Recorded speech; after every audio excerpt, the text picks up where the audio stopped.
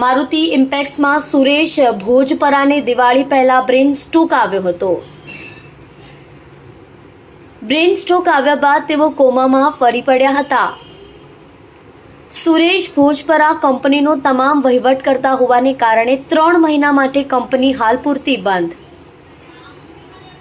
કંપનીના મેનેજરો દ્વારા ઇન્ટરનલ રીતે આ નિર્ણય લેવામાં આવ્યો હતો।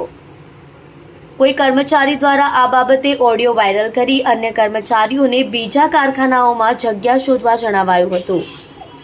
મારુતિ ઇમ્પેક્સ સૌરાષ્ટ્રના અલગ અલગ જગ્યા પર તેમજ સુરતમાં 100 કરતાં વધારે ડાયમંડના યુનિટો ધરાવે છે।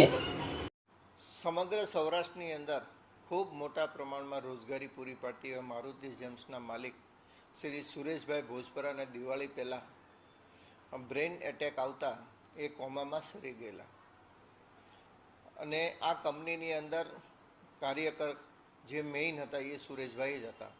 ખરીદી કરવી, સેલ કરવું, દરેક કંપનીના મેનેજમેન્ટનો દરેક વસ્તુમાં પર્સનલી ધ્યાન રાખી અને પોતાનો કારોબાર ચલાવતા હતા।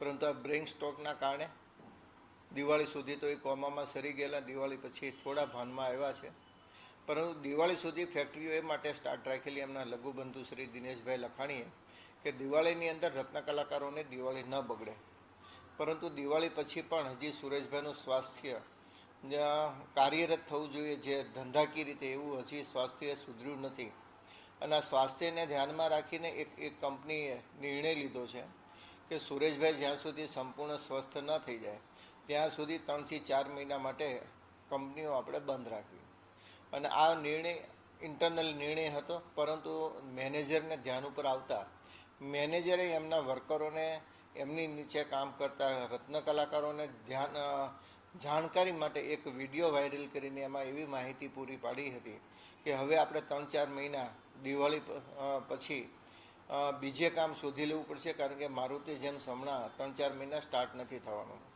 પરંતુ સૌથી સારી બાબત એ પણ કહી શકીએ કે સુરેશભાઈ રત્ન કલાકારોમાં એટલા બધા લોકપ્રિય હતા કે જ્યારે આ બ્રેન સ્ટ્રોક આવ્યો ત્યારે લોકોએ હવન અને કથાઓ પણ કરેલી એમના સ્વાસ્થ્ય સારું થાય એની માટે।